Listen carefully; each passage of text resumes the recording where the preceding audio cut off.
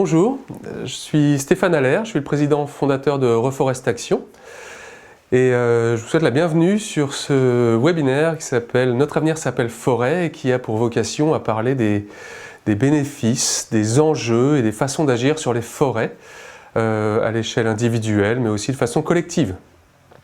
Alors très rapidement, Reforestation c'est une entreprise qui a deux missions. La première, c'est de sensibiliser chacun sur les forêts, notre impact sur les forêts. Et puis notre deuxième mission, c'est d'agir, d'inviter chacun à agir à travers la préservation, la restauration et la plantation de forêts en France et dans le monde. Dans le cadre de la sensibilisation, notre métier de sensibilisation, nous avons créé l'année dernière le mois de la forêt qui a lieu du 1er au 31 mars de chaque année, dont nous fêtons la deuxième édition cette année et dans le cadre duquel s'inscrit ce webinaire. Alors, pour parler des bénéfices des forêts, je voudrais vous raconter une anecdote. En 2010, je suis allé au Sénégal pour découvrir ce que c'est qu'un projet agroforestier.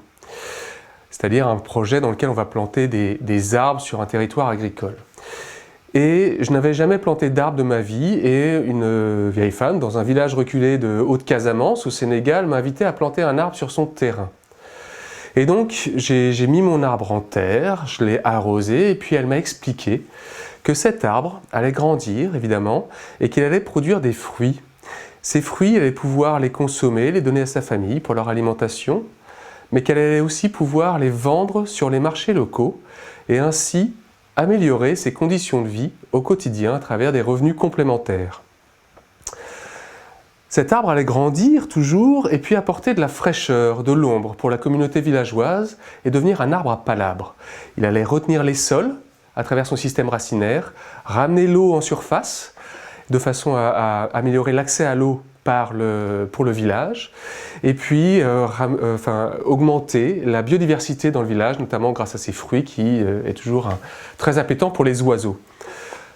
Fort de cette expérience au Sénégal, je suis revenu en France, j'ai créé Reforestation et j'ai rencontré un grand nombre d'acteurs, de spécialistes, de scientifiques qui m'ont expliqué bien d'autres choses à propos de l'arbre et de la forêt.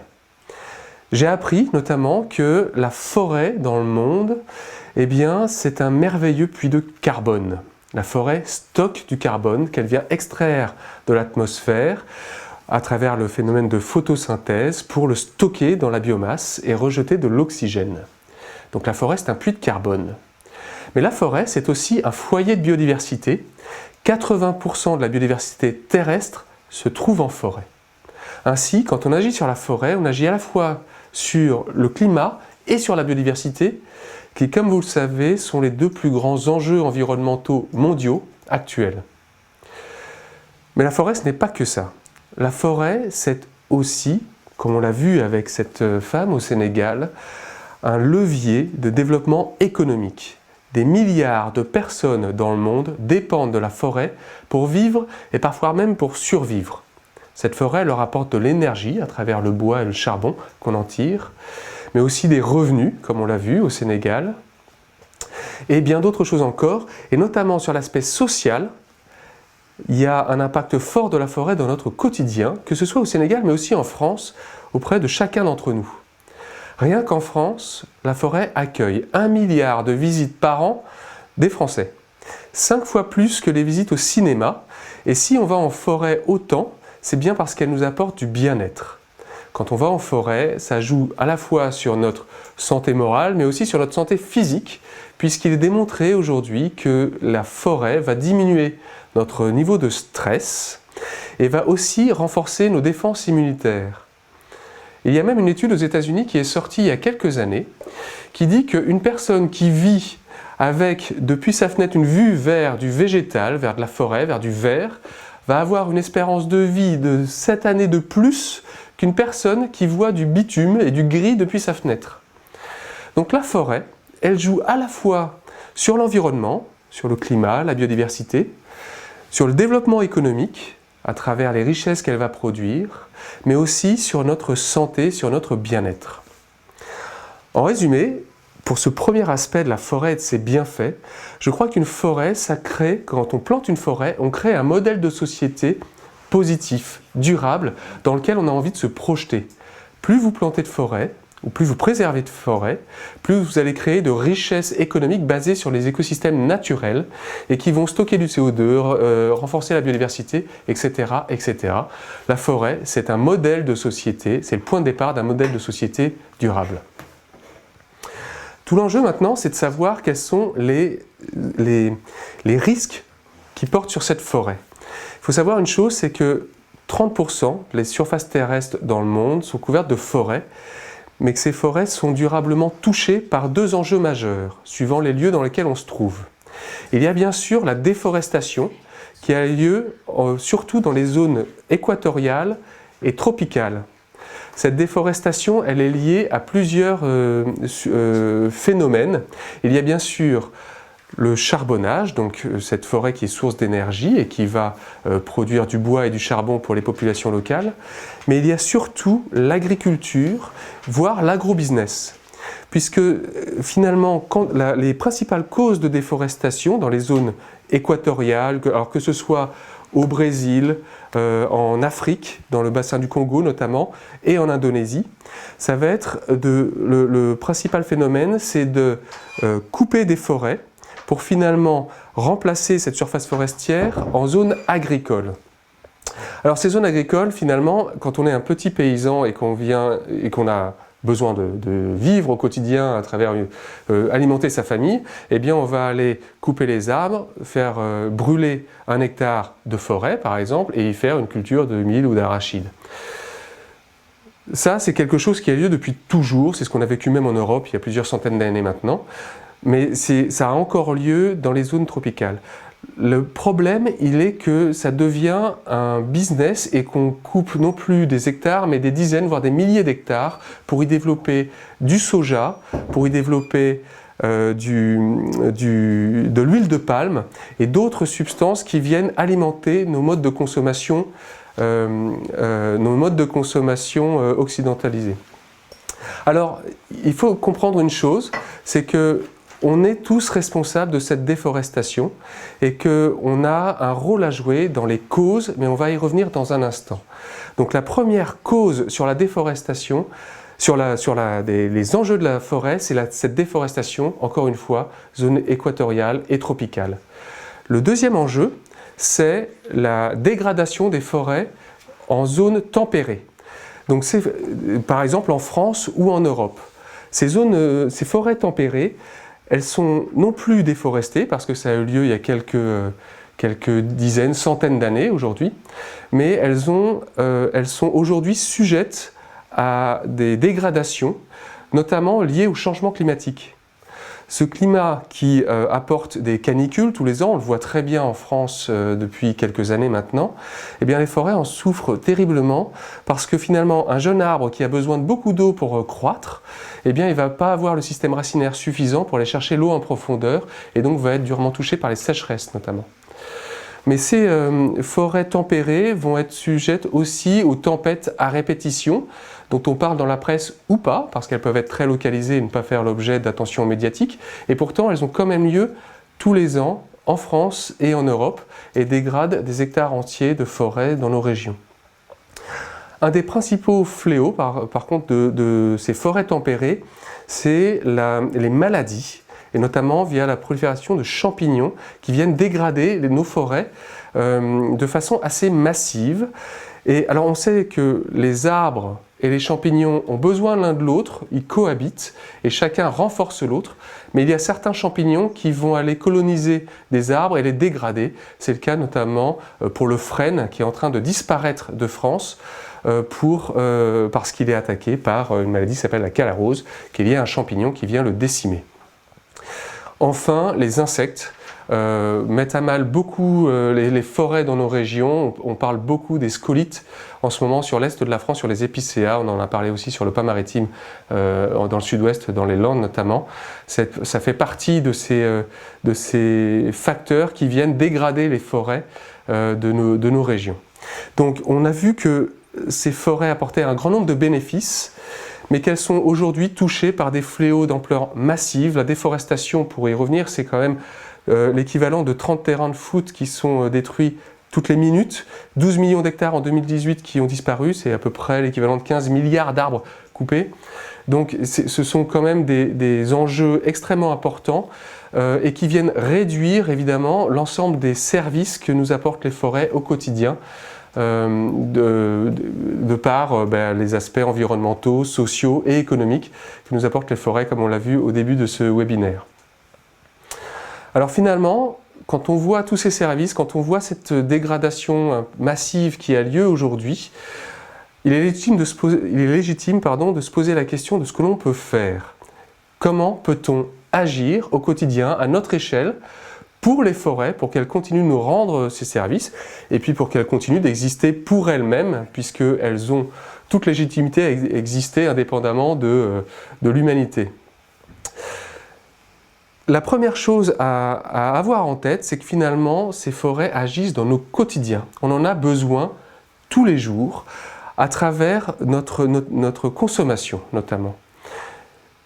Si vous avez pris un café ce matin, vous avez eu potentiellement un impact sur la forêt. Si vous avez mangé du chocolat hier soir, également. Si vous utilisez du biocarburant pour votre véhicule, là encore, les forêts peuvent être touchées, notamment via de la déforestation. Il en est de même pour l'alimentation, la consommation de viande industrielle qui peut être alimentée à partir de soja, qui est une cause de déforestation. Il en est pareil pour tout ce qui est des aliments qui sont faits à partir d'huile de palme. Cette huile de palme, elle est parfois sujette à déforestation, notamment en Indonésie. Donc il faut, je crois, avoir conscience de son impact sur les forêts à travers sa consommation du quotidien et se poser les bonnes questions. La première question finalement à laquelle il faut apporter une réponse, c'est: ai-je besoin du produit que je m'apprête à acheter ou à consommer? Et a-t-il un impact sur l'environnement et sur les forêts en particulier? La viande, le papier toilette pour beaucoup, le cuir également à travers ses chaussures ou son manteau, est-ce qu'il fait en cuir, est-ce qu'il va avoir un impact sur la déforestation, etc. Donc il y a toute une série de produits sur lesquels il faut s'interroger sur le besoin qu'on a d'acheter ce produit et si oui ou non il a un impact sur la déforestation. La deuxième question qu'il faut se poser, c'est si oui on a besoin de ce produit, eh bien comment peut-on limiter l'impact sur la déforestation? Aujourd'hui il existe des labels alors qui sont tous peut-être imparfaits, mais ils ont le mérite d'exister et ils sont là pour nous apporter un certain nombre de garanties sur la lutte contre la déforestation. Pour les produits en bois notamment, il existe les labels PEFC ou FSC qui garantissent une gestion durable des forêts. Donc si j'achète un produit en bois, est-il labellisé PEFC ou FSC? Si ce n'est pas le cas, peut-être puis-je trouver un autre produit en bois ou en papier qui va être lui labellisé et pour lequel j'aurai plus de garanties de lutte contre la déforestation. Pour l'huile de palme, il existe des labels également qui permettent de se rapprocher d'une gestion durable des forêts, même si on sait très bien que la problématique de l'huile de palme en Indonésie est une problématique très compliquée et qu'il faut prendre le sujet avec beaucoup de prudence. Voilà, donc il existe un certain nombre de labels qui permettent de finalement réduire son empreinte, mais le premier facteur de réduction de son empreinte, c'est évidemment de se poser la question de son besoin de consommer des produits qui peuvent être sujets à la déforestation. Et d'ailleurs, pour vous aider dans votre réflexion sur cet aspect-là, on a mis à votre disposition un document que vous pourrez télécharger en fin de webinaire et qui vous permettra de revenir sur les différentes causes de la déforestation et les différents facteurs sur lesquels on peut agir au quotidien à travers notre consommation de tous les jours. Ces réflexes-là, ils ont pour principal rôle de réduire notre empreinte. Mais on peut aller plus loin en restaurant des écosystèmes forestiers à travers différentes techniques. Il faut savoir qu'il y a des millions d'hectares aujourd'hui de forêts, 300 millions selon l'ONU, de forêts qui ont besoin d'être restaurées. Et il y a même des créations de forêts qui peuvent être menées sur des espaces, sur des délaissés, de façon à augmenter l'ensemble des services apportés par la forêt sur la biodiversité, le climat, le bien-être, le développement social, etc. Ces différentes techniques de création, de restauration de forêt se résument à travers la régénération naturelle assistée et la plantation. Alors, la régénération naturelle assistée, c'est un tout petit peu technique, mais finalement assez facile à comprendre. C'est qu'une forêt, quand elle arrive à se développer de façon naturelle, eh bien, on le voit tous les jours en forêt d'ailleurs, on voit des jeunes pousses qui sortent de terre naturellement, des jeunes plants forestiers, et qui sont finalement la génération suivante des arbres dans la forêt dans laquelle on peut aller se promener. La seule chose, c'est qu'il existe différentes situations où les arbres ne vont pas pouvoir se développer et vont mourir dans les premières années parce que finalement les fougères ou les ronces vont venir étouffer les arbres, les cacher de la lumière et l'arbre ne va pas pouvoir se développer, il va donc pas passer la première ou la deuxième année de vie. Un autre facteur également à risque pour les jeunes arbres, ce sont les animaux qui en raffolent, notamment. On parle beaucoup du gibier en forêt, que ce soit les cervidés notamment, qui viennent consommer les jeunes arbres. Et du coup, quand il y a un grand nombre d'animaux, eh bien, ça peut venir complètement ratiboiser toutes les jeunes pousses en forêt. Et donc, la régénération naturelle assistée consiste à protéger ces jeunes plants en forêt pour qu'ils puissent se développer et atteindre un stade suffisamment mature pour que derrière leur développement soit assuré et qu'ils ne soient plus à risque à la fois sur un manque de lumière ou sur une pression des animaux. Simplement, toutes les forêts ne sont pas en capacité de se régénérer et notamment il y a un besoin parfois d'adapter les forêts au changement climatique parce que le climat évolue et les arbres qui sont en présence dans les forêts ont besoin d'être adaptés, ajustés de façon à ce qu'ils puissent se développer dans un climat à venir, un climat de 2100 puisque quand on plante ou quand on accompagne un arbre aujourd'hui, il vivra jusqu'en 2100. Et donc la plantation peut avoir ce rôle-là. La plantation peut accompagner les forêts dans une migration vers une forêt plus adaptée à l'évolution du climat, et notamment en remplaçant des essences qui sont sujettes à maladie par des types d'arbres qui ne sont pas, eux, sujets à ces maladies. Donc remplacer par exemple du frêne, touché par la calrose, par du chêne, qui lui n'est pas sujette aux mêmes champignons. Ça peut aussi remplacer des chênes pédonculés, par exemple, qui ont besoin de beaucoup d'eau pour vivre au quotidien, par un autre type de chêne, le chêne sessile, qui a besoin de moins d'eau et du coup va mieux résister aux sécheresses et donc à l'évolution du climat. Donc la régénération naturelle et la plantation sont deux moyens d'accompagner les forêts à se développer, à les restaurer et à en créer de nouvelles. Alors voilà, finalement, quand on fait la synthèse de tout ça, on se rend compte de plusieurs choses. La forêt apporte un grand nombre de bénéfices à nos sociétés et sont même un levier pour créer un modèle de société durable qu'il est intéressant de percevoir et même de promouvoir parce que c'est quand même quelque chose qui nous aide à nous projeter dans un monde dans lequel on a plus envie d'élever nos enfants que dans un monde où, comme aujourd'hui, où on dégrade l'environnement au quotidien. Donc la forêt est, je crois, un socle d'un modèle de société durable. Mais cette forêt, elle est à risque à cause de déforestation et de dégradation forestière.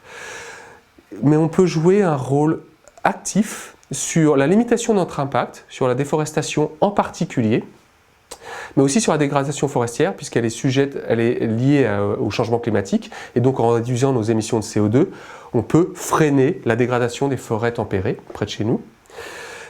Mais on peut aussi agir de façon positive en restaurant et en plantant de nouvelles forêts à travers le financement de projets forestiers, que ce soit sur reforestaction.com ou auprès de d'autres acteurs de reforestation, comme il en existe aujourd'hui en France et ailleurs dans le monde. Pour moi, la première action que l'on peut mener quand on s'intéresse à la forêt, c'est d'y aller. c'est d'y aller et de prendre du temps dans cette forêt, non pas simplement en s'y promenant, en marchant et puis finalement en y passant une demi-heure, mais en s'y arrêtant, en s'asseyant sur les feuilles mortes, à l'ombre d'un arbre, et puis d'observer ce qui nous entoure. Au bout d'une minute, vous ne verrez rien d'autre que des feuilles mortes. Mais peut-être qu'au bout de 5 ou 10 minutes, vous verrez qu'il y a des fourmis, qu'il y a des insectes, qu'en soulevant une feuille morte, vous verrez la vie, et que vous verrez que finalement cette forêt, c'est un écosystème qui vit, qui se développe, et que vous êtes au milieu de quelque chose qui évolue. Et vous en faites partie, vous faites partie de cette évolution et vous êtes au cœur d'un écosystème. Je crois que la première chose à faire quand on veut agir pour les forêts, c'est de prendre conscience qu'on en fait partie, parce que cette forêt, elle vit, elle est un lieu de vie, et qu'avant même de nous apporter tous les bénéfices que j'ai pu lister en début de ce webinaire, eh bien, elle est un écosystème à part entière qui a besoin de vivre pour elle-même et pour nous-mêmes. La première action, c'est d'y aller et de prendre le temps de vivre cette expérience personnelle qui peut changer notre regard sur les forêts. Voilà ce que j'avais envie de vous dire en substance, en introduction. Et vous savez, quand on a préparé ce webinaire, eh bien on a reçu un grand nombre de questions préalables et je crois qu'on a reçu d'autres questions au cours de cette intervention. Et si vous me permettez, je vais passer quelques minutes à répondre aux premières questions qu'on a listées pour celles qui sont arrivées avant le webinaire et que j'espère pouvoir compléter après avec celles qui sont arrivées en cours. Par contre, on a reçu des questions qui concernent la forêt et d'autres qui concernent Reforest Action. Or, comme ce webinaire porte sur la forêt, je vais adresser celle en lien direct avec notre sujet et on fera, je crois, un autre webinaire sur Reforest Action pour adresser les questions plus spécifiques à notre mode de fonctionnement, à qui l'on est, ce que l'on fait et comment vous pouvez agir avec nous. Aujourd'hui, je vais vous parler de la forêt et donc adresser les questions qui portent sur ce sujet. Alors j'ai une première question de Fabrice qui nous dit « Je suis parfois opérateur ou formateur forestier. Plus je connais l'arbre, moins j'ai envie de l'exploiter. Comment se sentir utile, concrètement, factuellement, dans le bon sens pour la forêt ?»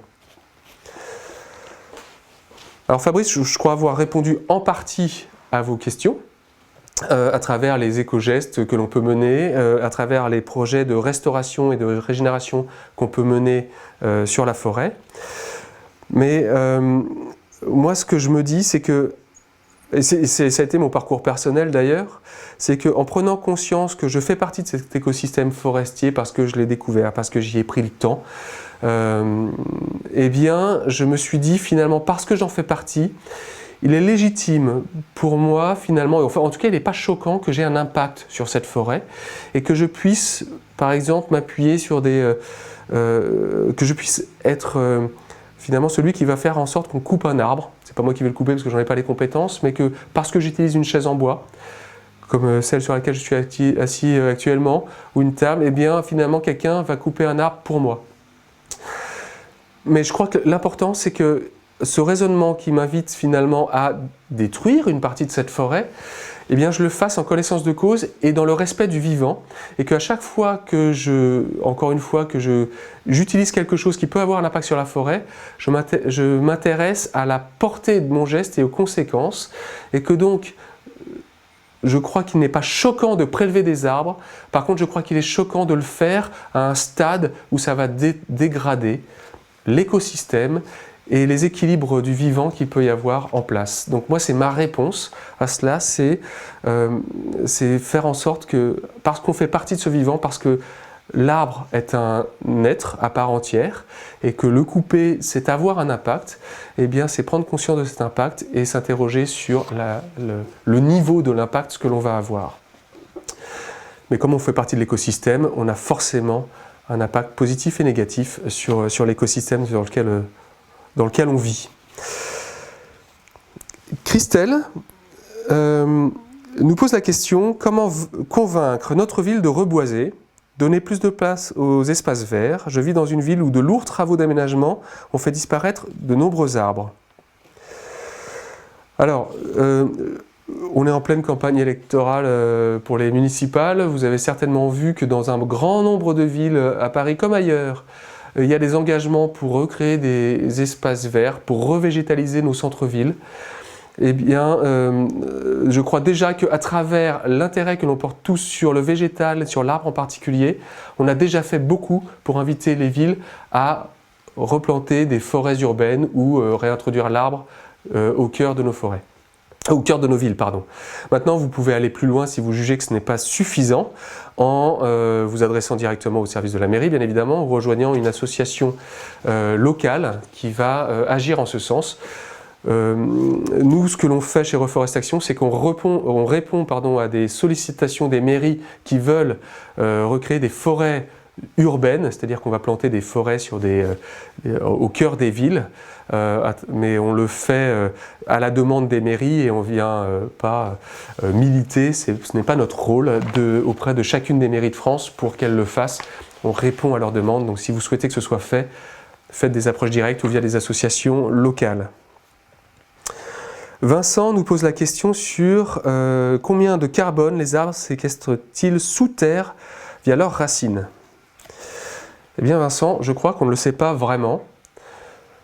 Je crois qu'il y a beaucoup de choses qu'on ne sait pas sur les forêts, beaucoup d'incertitudes. C'est un écosystème extrêmement complexe et finalement c'est pas plus mal, ça rajoute un niveau de poésie. On se dit qu'il y a beaucoup à découvrir et du coup tout reste à faire et moi ça m'enthousiasme en tout cas. Ce qu'on évalue malgré tout, c'est que sur 1 hectare de forêt, il y a à peu près 550 tonnes de CO2 stockées dans les forêts tempérées. Alors c'est une moyenne moyennée, il faut prendre ça avec beaucoup de pincettes. C'est un ordre de grandeur. Et que sur ce carbone, il y a la moitié en sous-sol et la moitié en aérien. C'est-à-dire dans le tronc de l'arbre, dans ses branches et dans tout ce qui est la végétation aérienne. Et donc pour ce qui est du sous-sol, ça va être via le système racinaire et via toute la biomasse qui peut se trouver dans les sols, dans l'humus et dans tous ces micro-organismes qui peuplent la forêt. Donc la moitié environ, mais encore une fois, c'est avec notre niveau de compréhension actuel des choses. Eric nous pose la question sur les sécheresses, les incendies, les tornades, la nature et la forêt sont mises à mal. Ajouter la pression de l'homme sur la nature, comment pourrons-nous arrêter cette fuite en avant et changer notre monde? Là encore, j'espère avoir apporté des éléments de réponse en première partie du webinaire. Encore une fois, moi je crois que c'est en la découvrant, en ressentant le fait qu'on fait partie de cet écosystème forestier, on descend de l'arbre, pour rappel. C'était il y a un paquet de temps maintenant, mais encore une fois, je crois que c'est dans nos gènes. On fait partie de cet écosystème. Il faut le ressentir, mais il faut aussi le comprendre en s'intéressant à cette forêt, en y allant, en prenant le temps et en suivant des webinaires comme celui-ci, par exemple, et puis bien d'autres, que ce soit de Reforest Action ou d'autres acteurs de la forêt. Il en existe un grand nombre, heureusement. En tout cas, voilà, intéressez-vous à la forêt, ressentez les choses. Et pour ma part, moi, ça a changé mon regard et ça a amené un grand nombre de décisions dans mon quotidien sur est-ce que ce que je fais est acceptable d'un point de vue impact sur la forêt. Nelly s'interroge.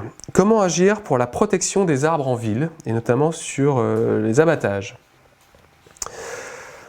Alors, difficile de répondre à cette question de façon générique. Il y a plein de raisons pour lesquelles il y a des abattages en ville.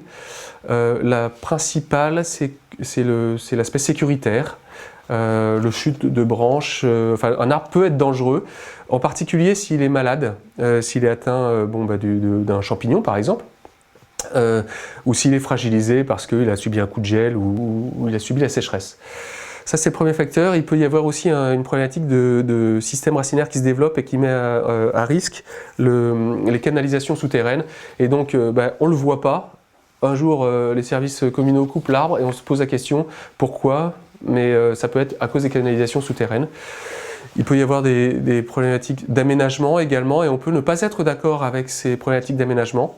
Et là, je crois que la meilleure façon d'intervenir, c'est en direct ou via une association locale pour échanger avec la mairie, rentrer dans une phase de dialogue Parce qu'il est vrai que les intérêts de certains ne sont pas forcément les intérêts de tous, systématiquement, et qu'on peut avoir son mot à dire sur des aménagements un peu trop bétonnés parfois, même si aujourd'hui on a vu que la tendance s'inversait, qu'on était plus dans une revégétalisation de nos centres-villes, et j'en suis personnellement très heureux. Lisée nous pose une question plus générale. Quel est le ratio du nombre d'arbres plantés et du nombre d'arbres dévastés actuellement? Alors, sur les arbres dévastés ou coupés ou exploités, aujourd'hui, ce que l'on sait, c'est que la déforestation c'est un sujet d'envergure, et que en 2018, qui est le dernier chiffre que l'on ait à notre connaissance, il y a 12 millions d'hectares, 15 milliards d'arbres environ, qui ont été coupés dans les zones intertropicales et sur l'équateur, pour toutes les raisons qu'on a évoquées, que ce soit l'agrobusiness, que ce soit le charbonnage ou d'autres raisons encore. Il y a une étude qui est parue il y a quelques temps maintenant et qui a dit que finalement, lors de ces 35 dernières années, les forêts avaient augmenté dans le monde. Alors c'est vrai en France, ça c'est sûr, les surfaces forestières augmentent. Il semblerait que ce soit vrai aussi dans le monde. Alors c'est un peu plus difficile à mesurer et puis voilà, c'est sujet à débat. Mais en fait, ce qui se passe, c'est qu'on déforeste dans certaines régions et on plante ou on développe des forêts dans d'autres, et notamment dans les zones tempérées, voire boréales. Et du coup, entre les surfaces qui augmentent et les surfaces qui diminuent, on ne parle pas du tout de la même chose. On diminue les surfaces de forêt primaires pour augmenter les surfaces de forêt dites secondaires, c'est-à-dire touchées par l'homme, plantées par l'homme. Or, les deux n'apportent pas du tout les mêmes bénéfices. Mais selon cette étude, il y aurait, et je prends mes notes, 2,24 millions de kilomètres carrés de forêt en plus lors de ces 35 dernières années. Mais encore une fois, il y a forêt et forêt. Les forêts plantées par l'homme peuvent être merveilleuses si elles sont bien faites, si elles sont diversifiées, si elles répondent aux enjeux de biodiversité, de changement climatique, de développement social et de bien-être. Et qu'on ne remplace pas des forêts primaires extrêmement riches en biodiversité par des champs d'eucalyptus, par exemple, qui sont plus proches du champ, comme je l'ai indiqué, que de la forêt, de mon point de vue en tout cas, tant qu'on est dans la monoculture. Voilà, donc la déforestation est un vrai sujet. Il y a de la reforestation. Nous sommes acteurs nous-mêmes chez Reforestation de ce phénomène-là, mais la reforestation est une réponse, mais elle ne remplace pas la lutte contre la déforestation. Elle se complète. Justine nous pose la question, les forêts vont-elles pouvoir s'adapter au changement climatique? Alors j'y ai répondu en partie tout à l'heure. Oui et non. Si on leur laissait énormément de temps, en tout cas à l'échelle humaine c'est énormément de temps, des centaines d'années, elles s'adapteraient comme elles l'ont toujours fait. Puisqu'elles existent depuis 250 millions d'années, hein, les forêts. L'homme c'est 200 000 ans, rappelons-le quand même, il y a juste un facteur 1000 entre les deux. Elles se sont toujours adaptées. La seule chose, c'est qu'elles s'adaptent à un rythme qui leur est propre et ce n'est pas à notre rythme, à nous. Or, comme on a besoin de ces forêts au quotidien, eh bien, on les accompagne pour accélérer finalement cette migration et cette adaptation au changement climatique de façon à ce que dans 50 ans, on ait encore des forêts en bonne santé et pas des forêts dépérissantes comme c'est le cas aujourd'hui, même en France. Alors ça se fait via notamment de la régénération naturelle assistée, j'en ai parlé tout à l'heure, ou via de la plantation, où on va planter soit des forêts entières ou des parcelles entières, qui sont touchées par des maladies, où on fait des coupes dites sanitaires pour éviter que la maladie se propage. On va couper, je sais pas moi, tous les frênes par exemple pour y planter du chêne, et éviter que les frênes d'à côté soient touchés par la calarose. Mais ça peut être aussi des plantations par îlots dans des forêts existantes où on va aller introduire de nouvelles essences adaptées à des climats plus secs et qui vont mieux résister aux sécheresses à répétition que l'on connaît maintenant tous les étés. Aurélia nous interroge, d'où viennent les arbres que vous plantez et quelles espèces plantez-vous? Alors, la réponse dépend du lieu de plantation. Quand on est sur la France, par exemple, alors tout est très réglementé en France.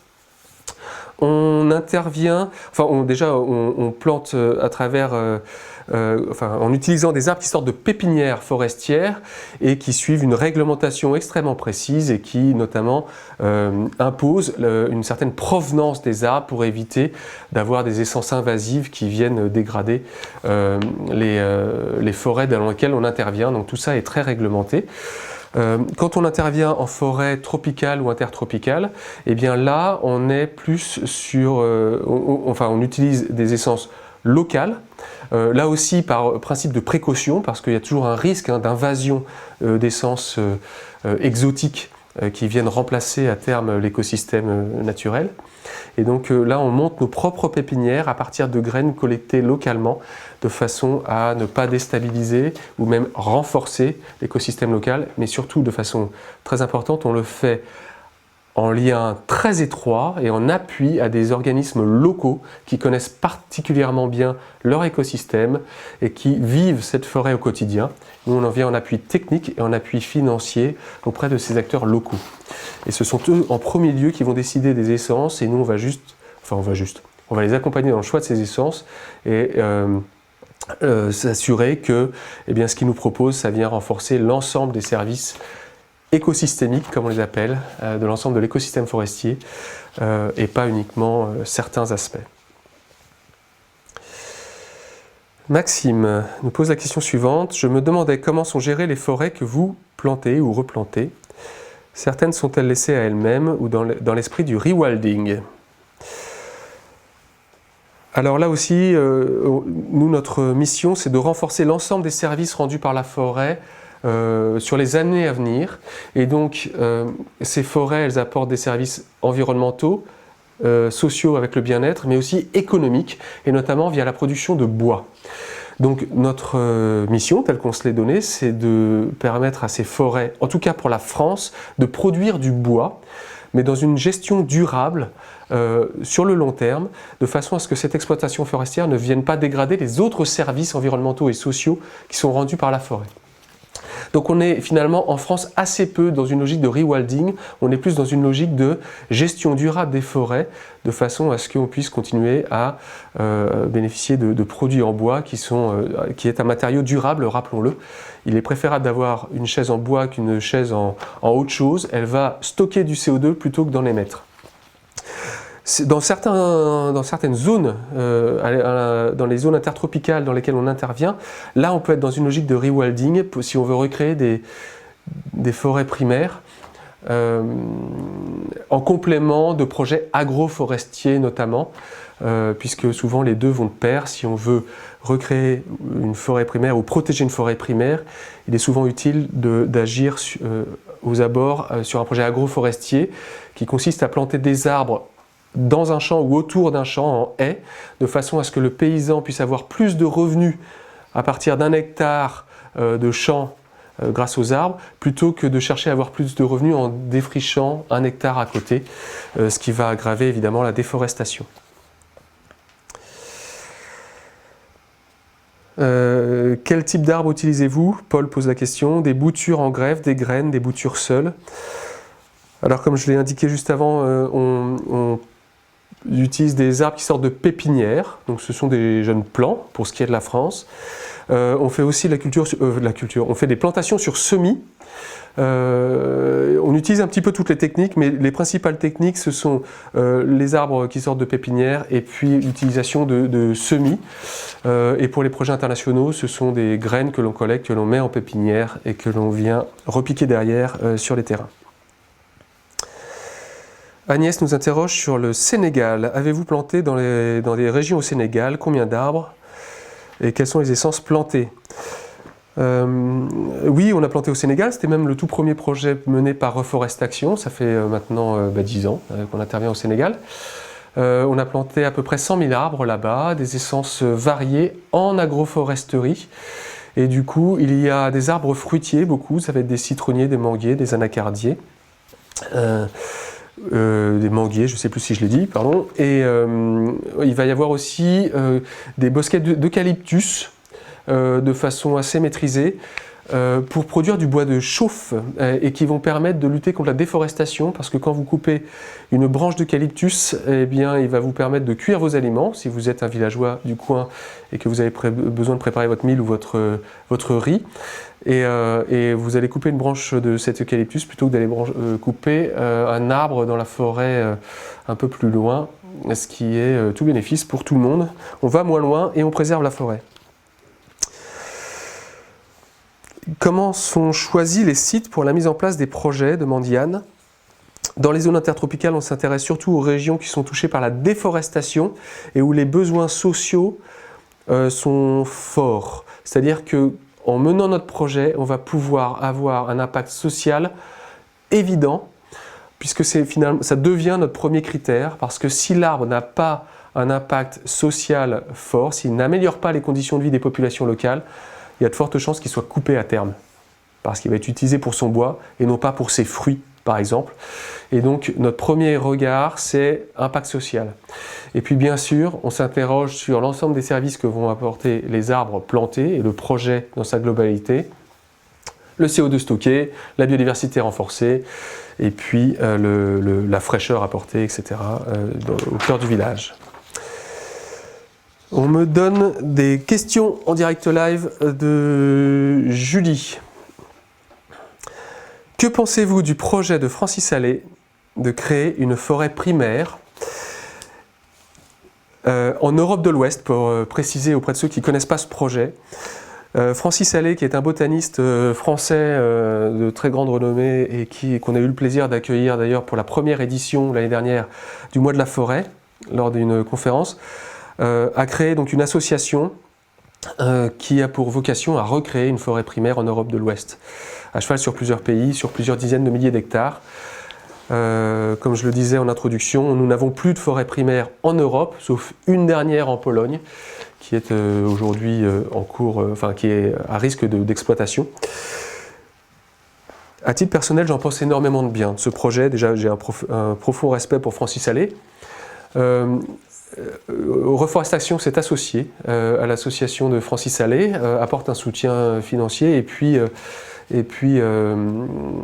rentre dans les échanges avec les différents experts qui sont membres de l'association et qui font partie des groupes de travail scientifiques pour mener à bien ce projet. C'est un projet naissant, on en est au tout début, on verra ce que ça donne.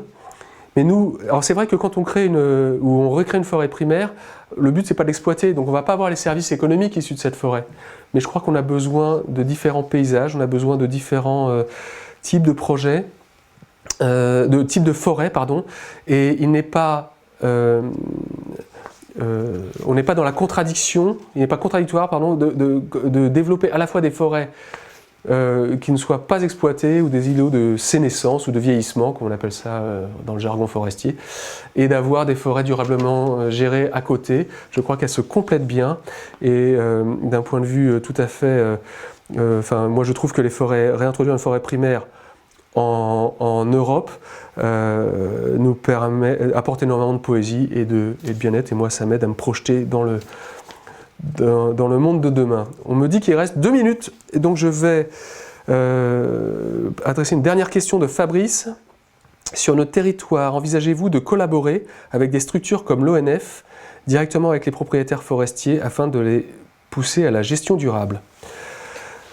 Nous travaillons déjà avec l'ONF et avec l'ensemble des acteurs de la filière forêt-bois en France, que ce soit des propriétaires, des gestionnaires, des coopératives forestières, des pépiniéristes. Nous sommes en relation avec l'ensemble de ces acteurs.